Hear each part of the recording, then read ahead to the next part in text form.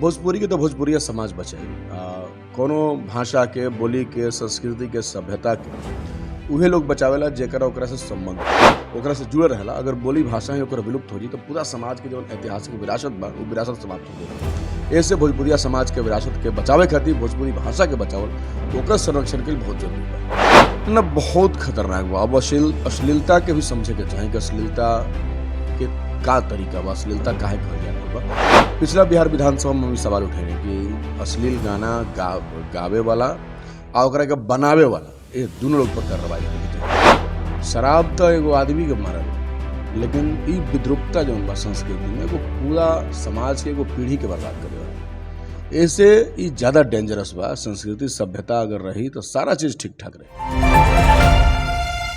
नमस्कार, हम हैं अनूप नारायण सिंह। रउरा सभे देख रहल बानी बिहारी खबर के डिजिटल प्लेटफॉर्म के। हमरा साथे बानी डुमरांव के माले विधायक अजीत कुशवाहा जी। आज यहाँ से बात करम एक ऐसा मुद्दा से जौना मुद्दा के लेके कोई बोले के तैयार नहीं है। 18 करोड़ लोग के भाषा भाषी लोग के भाषा भोजपुरी के संविधान के 8वां अनुसूची में स्थान नहीं है मिलल। भोजपुरी के जब बात होला तो भिखारी ठाकुर, महेंद्र मिश्र, हनुमान पाठा, चाई ओझा और बहुत सारा ऐसा विस्मृत कलाकार बा लोग जेकर चर्चा हो जाला। हमनी गर्व करे निसन कि हमनी भोजपुरी भाषा भाषी हैं सन। एगो ऐसा भाषा जेमे बच्चा के जन्म के सोहर से लेके मरला पर निर्गुण जैसन गीत बा। छठ होला, साथे साथे होली होला, सावन के गीत होला, निर्गुण होला, फगुआ होला, बहुत सारा ऐसा परंपरा बा जो देश के अन्य भाषा में नहीं खे। अजीत कुशवाहा जी विधानसभा में यह अहम सवाल के लेके पूरा विस्तार से चर्चा कैले रहनी है। एगो बड़का सवाल बा भिखारी ठाकुर के, भरत मुनि के जौन परंपरा बा लवंडा नाच के, जवना के कलाकार पद्मश्री रामचंद्र माझी पर आज हमनी गर्व करता निसन, लेकिन उहे भोजपुरिया क्षेत्र में उ लवंडा नाच अपन दम तुरता। का होई ए पर विस्तार से चर्चा करेला हम आगे बानी अजीत कुशवाहा जी के अलगे। अजीत कुशवाहा जी, सबसे पहले राउर स्वागत बा। जी जी नमस्कार रउआ के सब दर्शक लोगन के। सवाल यह बा कि भोजपुरी के बचाई? भोजपुरी के तो भोजपुरिया समाज बचाई कोनो भाषा के, बोली के, संस्कृति के, सभ्यता के उहे लोग बचावेला जेकरा ओकरा से संबंध होला। तो एकरा के बचावे खातिर आगे बढ़े पड़ी। हमनी के वो भोजपुरिया समाज अपन नेतृत्व देले बा, विधानसभा में पहुँचेले बा। तो हमनी के जिम्मेदारी बा कि विधानसभा के अंदर मजबूती के साथ अपन समाज के बोली भाषा के बचाई जाए। हमनी के समझते हैं कि कोनो भाषा बोली के महत्व भी आर्थिक महत्व से कम ना होके, बल्कि बोली भाषा भी रोजी रोटी प्रदान करला। लेकिन हमनी के जौन व्यवस्था बा, जौन सरकार भी वो बोली भाषा के प्रति एह तरीके से निराशाजनक रवैया अख्तियार कर रहा बिया कि उ अब कोनो कलाकार के रोजी रोटी के कारण नहीं है बनत। कलाकारन के कोनो मान प्रतिष्ठा नहीं है, कोनो इज्जत नहीं है। सरकार के तरफ से कोनो तरीका के प्रोत्साहन के व्यवस्था वो भोजपुरी के कलाकारन के नहीं है। भोजपुरी कला के विकास खातिर जौन भी इंफ्रास्ट्रक्चर होके के चाहिए बिहार में वो नहीं है। बिहार से ज़्यादा उम्मीदें से बा कि बिहार में ज़्यादा भोजपुरिया लोगन बा। भोजपुरी के इतिहास बिहार से ज़्यादा जुड़ल बा। चाहे मॉरिशस हो गए, चाहे दुनिया के और जौन देश हो के, ओइजा भी जो लोग जाके भोजपुरी के अपन झंडा बुलंद के ले बा, उस सारा लोग जौन बा वो यही मिट्टी के बा, बिहार से बा। बिहार से गिरमिटिया मजदूर बना के लोग ले गए, लेकिन ओइजा अपन भोजपुरी लोग अपन पौरुष के इस्तेमाल करके, ताकत के इस्तेमाल करके ओइजा वो लोग राजकाज में शामिल हो गए, ओइजा के राजा हो गए, ओइजा सरकार चला रहा बा। ऐसे एगो बहुत शानदार विरासत बा। और कोनो समाज के विरासत ओकर बोली भाषा जौन ओकर संस्कृति होला ओकरा से जुड़े रहेला। अगर बोली भाषा ही ओकर विलुप्त हो जी तो पूरा समाज के जौन ऐतिहासिक विरासत बा वो विरासत समाप्त हो जाए। ऐसे भोजपुरिया समाज के विरासत के बचावे खातिर भोजपुरी भाषा के बचावल ओकर संरक्षण के लिए बहुत जरूरी बा। अजीत कुशवाहा जी काफी प्रखर बनी है। जब यहाँ के विधानसभा में भोजपुरी में बोले नहीं तो ई ना लगेला कि यहाँ के कोनो एगो पार्टी विशेष के विधायक बनी। 18 करोड़ भोजपुरी भाषा भाषी लोग के प्रतिनिधित्व होता। भोजपुरी के अश्लीलता के चस्पा भी लग चुकल बटे। लोग जब भी अश्लील गीत गावेला आ जब कोनो विवाद होला तो ओकरा के जात में बांट देवेला कि हम फलाना जात के बानी, ऐसे हमार विरोध होता। अजीत कुशवाहा जी, अश्लीलता के जात में बांटल कितना खतरनाक बा? ना बहुत खतरनाक बा। अब अश्लीलता के भी समझे के चाही कि अश्लीलता के का तरीका बा, अश्लीलता काहे कहल जा रहा बा। पिछला बिहार विधानसभा में भी सवाल उठे कि अश्लील गाना गावे वाला आ ओकरा के बनावे वाला ये दोनों लोग पर कार्रवाई होके के चाही। लेकिन सरकार एगो चिट्ठी निकले सवाल के बाद कि गाना बजावे वाला पर कार्रवाई के लिए जाओ, जौन की संपूर्णता में सही नहीं है। ठीक बा, बजावे वाला भी जिम्मेदार हो सकेला, लेकिन बजावे वाला के चेतना उतना विकसित नहीं है। अब रुआ एकरा पर तय करम, जैसे कि बहुत सारे लोग से बातचीत होला अश्लीलता पर, तो लोग कहे लगी बे एकरे मांग चलता, एकरे डिमांड बा। तो हम कहनी भैया बाजार में जितना प्रोडक्ट अवेलेबल रही ओकरे में कोई ना कोई क्वेश्चन।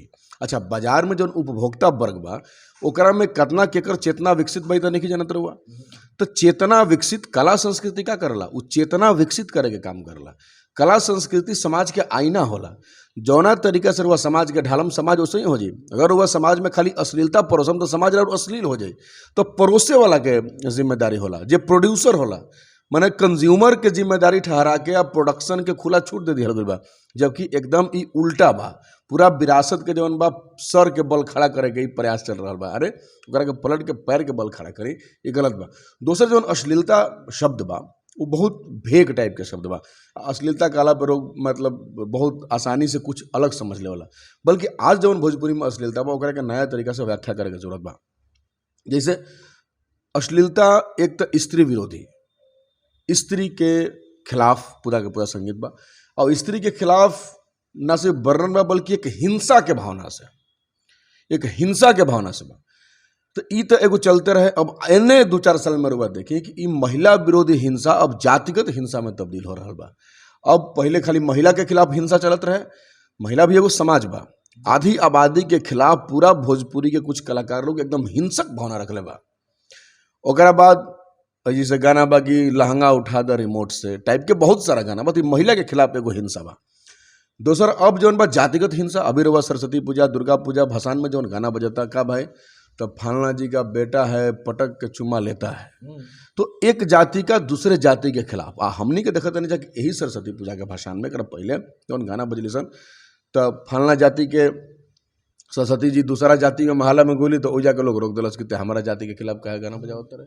तो ओकरा में ओह जाति के लड़की के एह जाति के लड़का के खिलाफ खड़ा कल जाता, एगो हिंसा का माहौल बनता।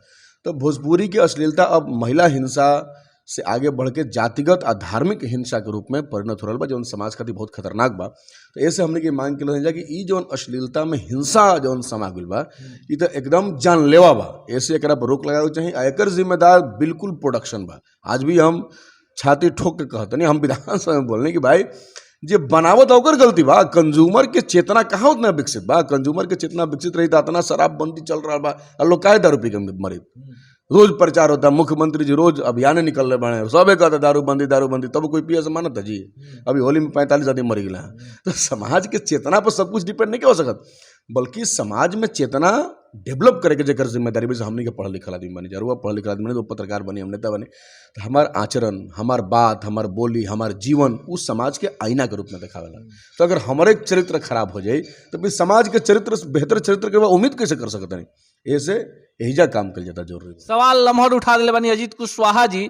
दौड़ू रहे जब भिखारी ठाकुर जाके कलकत्ता में पश्चिम बंगाल में रामलीला देखला के बाद आके यहाँ बेटी वियोग, विधवा विवाह, कई सारा प्रमुख सामाजिक विषय के लेके सवाल उठैनी। लेकिन एगो कलाकार उहे शाहबाद के जहाँ से अजीत कुशवाहा जी आवेनी, वो कलाकार के लोग भुला गए। वो कलाकार के नाम रहे हनुमान पाठा। गीत रहे उहे पूर्वी के धुन रहे कि आंचर भीज गईल बा नैनवा के नीर से, जाने कौना पीर से।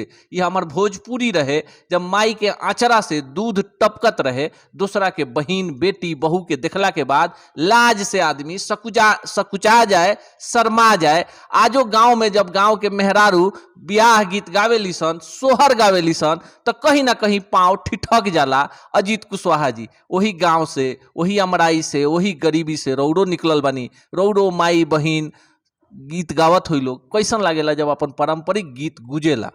बहुत अच्छा लगेला। अभी रोज बता दें एक उदाहरण, अभी हमने के पार्टी के राज्य सम्मेलन गया में, तो वही चैता के रूप में कुछ गाना हमने के गने जा, तो चैता होके लगी, चाहे फगुआ होके लगी, चाहे पूर्वी गीत होके लगी, तो हमने का सही मन जो बा बेचैन हो जाए कि भाई हमनियों के तनी गुनगुना दें जा।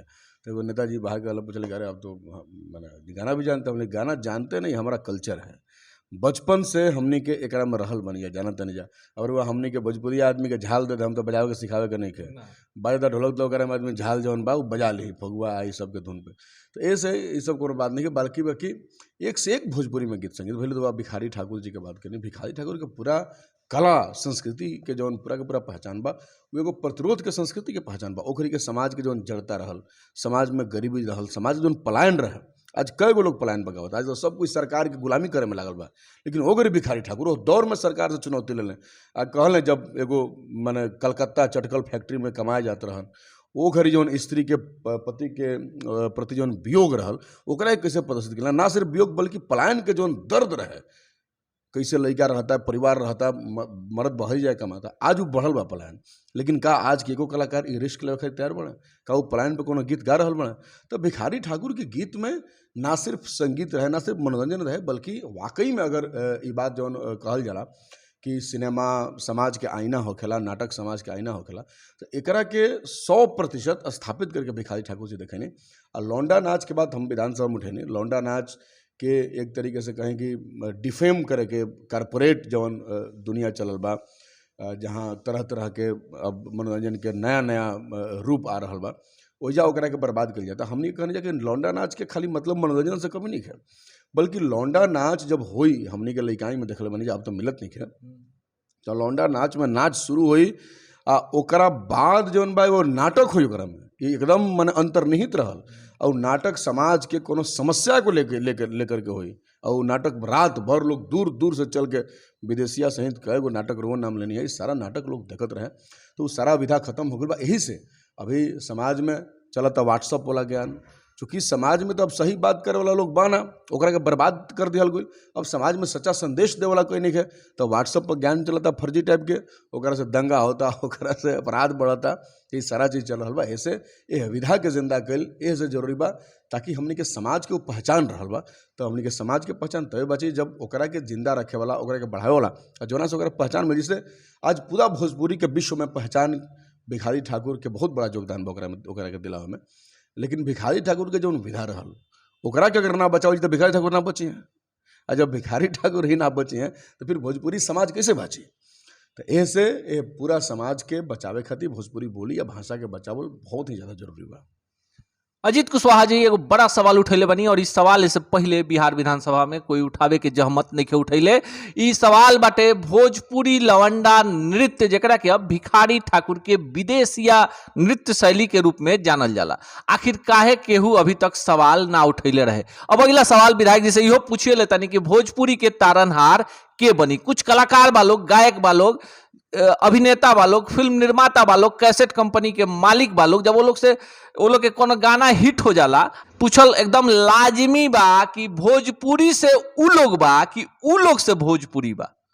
ना, हमनी से देश ना हो सके, हमनी से राज्य ना हो सके, हमनी से बोली ना हो, भाषा हमनी के ओकर पैदाइश बने जा।